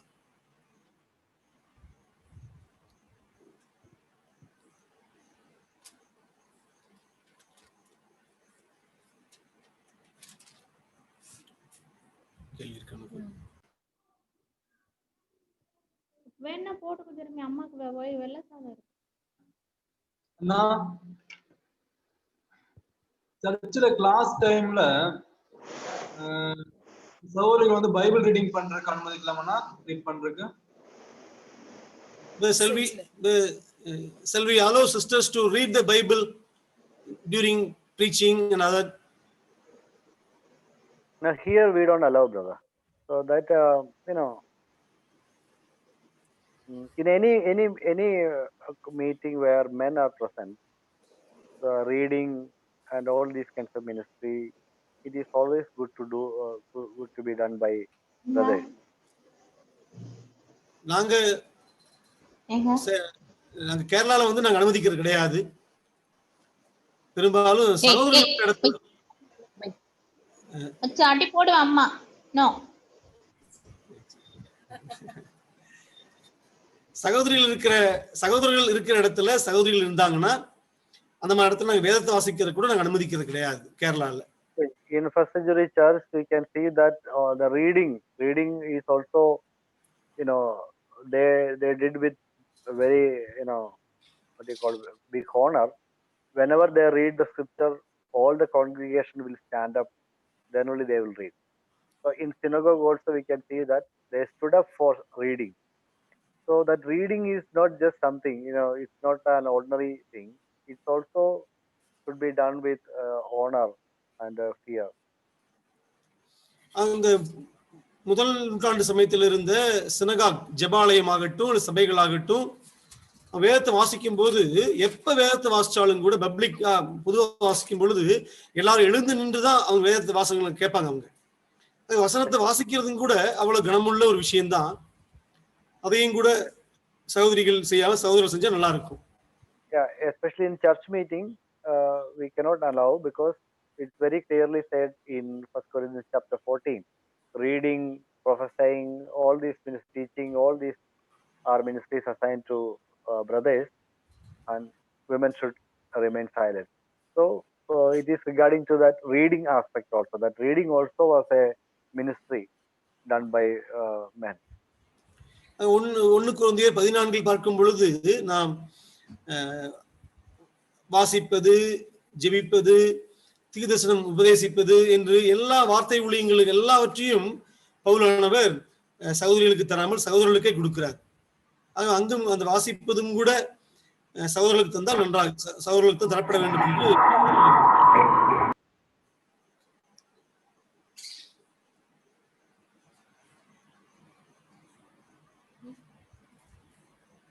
But in family prayer, even sisters, children, everyone can read and they can share their insights. Family setting is different. Family குடும்பம் அமைப்பு என்பது வித்தியாசமானது. அது சகோதரிகள் வாசிக்கலாம், ஜெபிக்கலாம், காரியங்களை செய்யலாம். Only the Bible says that when sisters are commanded to, or when they preach or prophecy, only they require to cover their head. What about when they hear the preaching? When they were in the prayer meeting, in the passive role, when they take the passive role, should they cover the head, brother? So there in 1 Corinthians chapter 11 verse that 5, that verse does not speaks about only prayer and prophesying. It speaks about all spiritual ministries. See, wherever spiritual ministries are going on, they have to be under the authority of man. They have to give glory to God.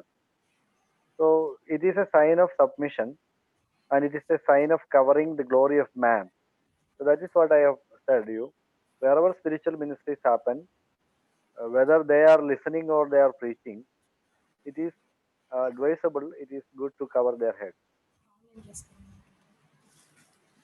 அதாவது நான் கேட்ட கேள்வி இங்க சகோதரிகள் தீர்க்கதரிசனம் சொல்லுகிற உபதேச ஊழியம் அல்லது ஜெபிக்கிற போதுதான் தலையை மூடிக்கணும்னு போட்டிருக்கு.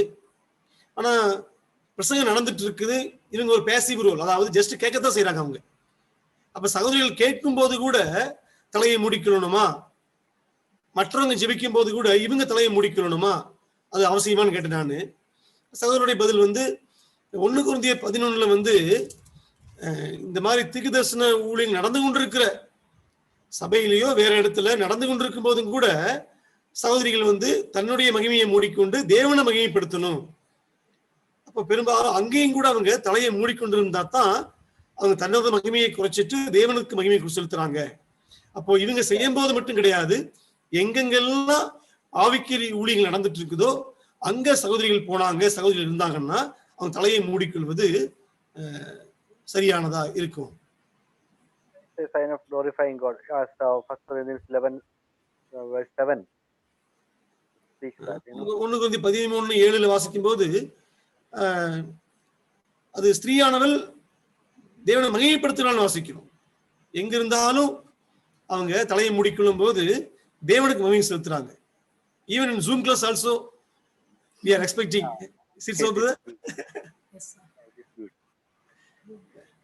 It's a sign of submission, no? It's a sign of submission. முக்காடே அது ஒரு அடையாளம், கீழ்ப்படிதலுக்கு, தேவனுக்கு முன்பாக தேவன் ஏற்படுத்தி கொடுத்த அதிகாரங்களுக்கு அது ஒரு அடையாளமா இருக்கிறதுனால அவங்க எந்த ஊழியங்களை செய்தாலும், ஊழியம் நடந்து கொண்டிருக்கும் போது அவங்க இருந்தாலும் கூட அது தேவனுக்கு அவங்க அடையாளமா அவங்க நான் கீழ்ப்படிந்து அடங்குகிற ஒரு ஸ்திரீங்கிறத காண்பிக்கக்கூடிய ஒரு நிகழ்வா இருக்கிறதுனால அது நல்லது. அது Or can we say that the submission is only required when praying and prophesying? தீர்க்கதரிசனம் சொல்லும் போது ஜெபிக்கும் போது மட்டும்தான் கீழ்ப்படிதல் தேவை, மற்ற சமயங்கள் எல்லாம் கீழ்ப்படிதல் அவசியம் இல்லைன்னு நம்ம சொல்ல முடியுமா நம்மளால? So wherever you feel like being submissive to your husband, wherever you feel like giving glory to God, then definitely you have to cover your head. எப்பொழுதெல்லாம் தேவனை மகிமைப்படுத்தணும்னு நினைக்கிறீங்களோ, எப்பொழுதெல்லாம் உங்க புருஷனுக்கு கீழ்ப்படியணும்னு நினைக்கிறீங்களோ, அப்பொழுதெல்லாம் நீங்க தலைக்கு முக்காடு போடுவது நல்லது. அப்ப எப்பொழுதுமே நீங்க புருஷனுக்கு கீழ்ப்படிஞ்சிருக்கணும், எப்பொழுதுமே நீங்க தேவனை மகிமைப்படுத்தணும். ஆகவே நீங்க எப்பொழுதும் நீங்க தலைய முக்காடு போட்டுக்குங்க.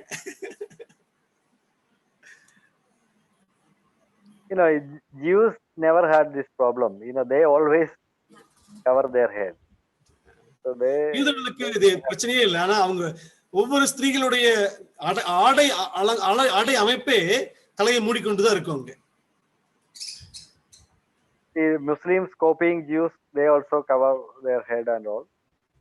முஸ்லிம்ஸ் அவங்க யூதர்களை காப்பி அடிக்கிறாங்க பாருங்க, அவங்க எப்போதும் தலையை மூடிக்கிட்டு தான் இருப்பாங்க. You go to North India, you cannot see a woman with uncovered head. The old ladies, means the modern girls, they don't cover, but you go to a village, you cannot find any woman with uncovered head. நீங்க வட India போனீங்கன்னா even ரட்சிக்கப்படாத ஒரு ஹிந்து பெண்மணி கூட, குறிப்பா மாடன்களை விட்டுருங்க, வயதானவங்க, நடுத்தர வயது இருக்கிறவங்க தலையை மூடாம இருக்கவே மாட்டாங்க. எல்லாரும் தலையை மூடிட்டு இருப்பாங்க அவங்க. I think in Tamil Nadu also they used to cover their head. Not now, brother. Maybe not Tamil Nadu, brother. Even old age also they won't.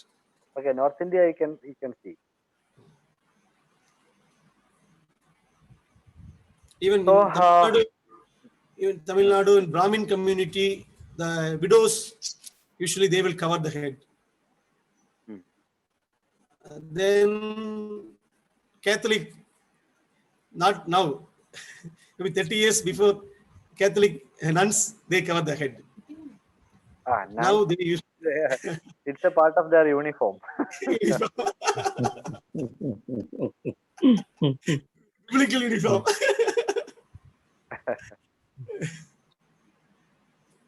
See, yeah, if you don't have any other questions.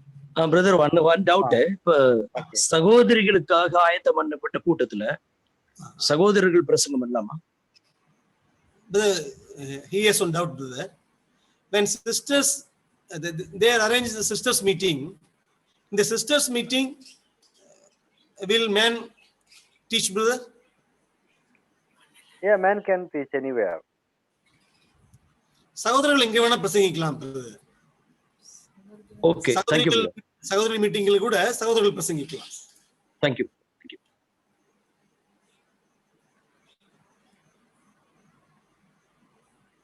So what about Phoebe in Romans chapter 16 verse 1? What kind of ministry she did? ரோமர் 16ல 1ல பார்க்கிறோம். பெபேயால்னு ஊழியக்காரன்னு பார்க்கிறோம். அவங்க என்ன மாதிரி ஊழியம் செஞ்சிருப்பாங்க? பெபேயால் ரோமர் 16:1ல பார்க்கிறோம்ல. Helping ministry.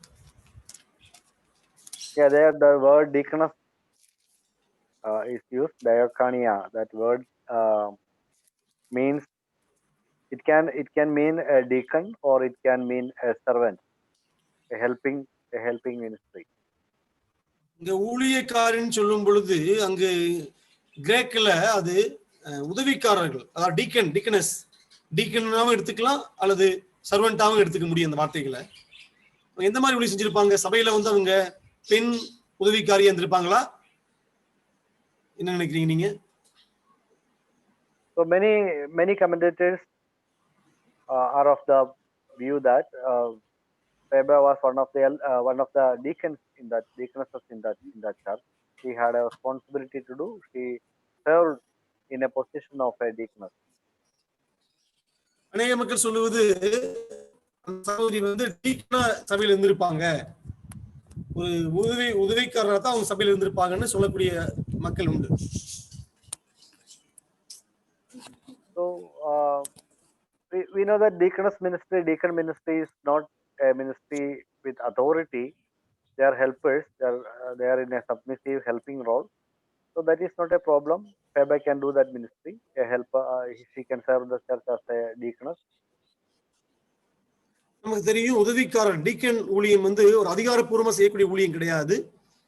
சபையுடைய சரீர பிரகாரமான காரியங்களை செய்வது. ஒருவேளை சகோதரிகளும் கூட டீக்கனா இருந்து ஒருவேளை பெபேயால் வந்து அப்படிப்பட்ட ஊழியத்தை செய்திருந்தாலும் கூட நமக்கு ஒன்றும் பெரிய பிரச்சனை இல்லை. But usually we are not doing, brother.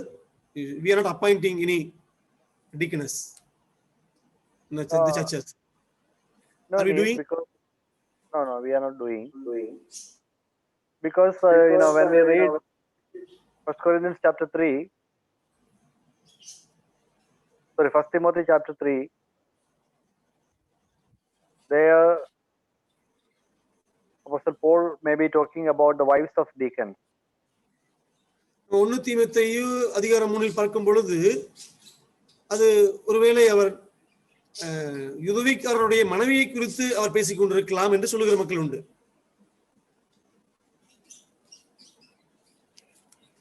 Verse 11, chapter 3 verse 11.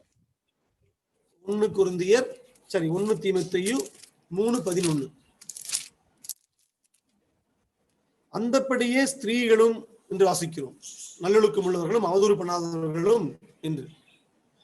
So from 8 onwards, the Apostle Paul is talking about deacons, and while talking about deacons, he's saying women in like manner, means those who does the ministry of deacons, means so many commentators are of the view that these women are wives of those brothers chosen for deacon ministry. So it's a husband and wife ministry. So both husband and wife, they as a family can serve as helpers of the church.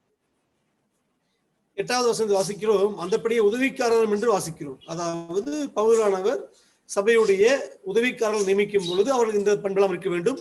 அது சொல்லி முடித்துவிட்டு உடனே அந்தப்படியே ஸ்திரீகள் சொல்லும் பொழுது இந்த உதவிக்காரராக இருக்கக்கூடிய அந்த சகோதரருடைய மனைவிகளுக்கு சில முக்கியத்துவம் என்று வாசிக்கிறோம். அப்பொழுது கணவன் மனைவியாக, உதவிக்காரர் கணவனாக அவர்கள் கூட சேர்ந்து உதவிக்காரிகளாக இவர்களும் கூட சபையில் அவர்கள் சர்வ் பண்ணக்கூடிய அந்த ஒழித்து செய்திருப்பார்கள் என்று அநேக வேதாகம விளக்குரையாளர்கள் சொல்கிறார்கள்.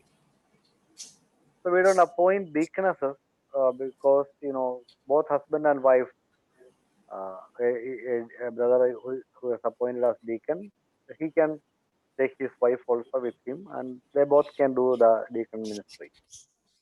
நம் உதவிக்காரிகளே என்று நாம் ஒருத்தரை நம் சபையில் நியமிப்பது கிடையாது. நம் உதவிக்காரர்களை நியமிக்கிறோம். அவர்களுடைய மனைவியாக இவர்கள் உதவிக்காரர்களாக சேர்ந்து சபைக்கு ஊழியம் செய்கிறார்கள்.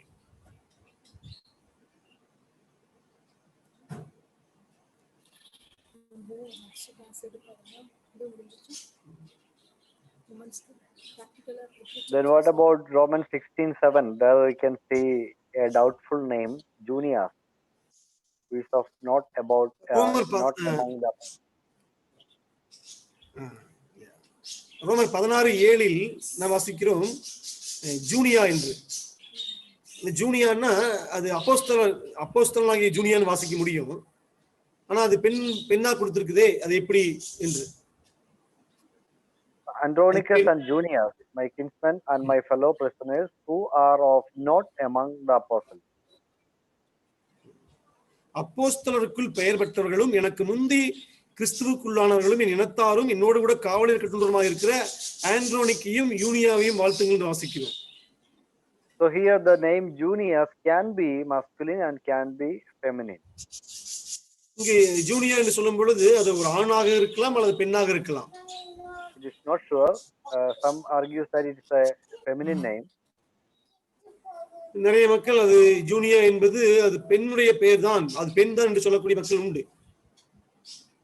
So if it is a feminine name, the commentators view that Junia may be wife of Andronicus. ஒருவேளை யூனியா என்பது பெண்ணாக இருக்குமானால் அது அண்ட்ரோனிக் என்று சொல்லக்கூடிய அவருடைய மனைவியாகத்தான் இருப்பார்கள், கணவன் மனைவியாக வாழ்த்துகிறார் என்று சொல்லுகிற மக்கள் உண்டு.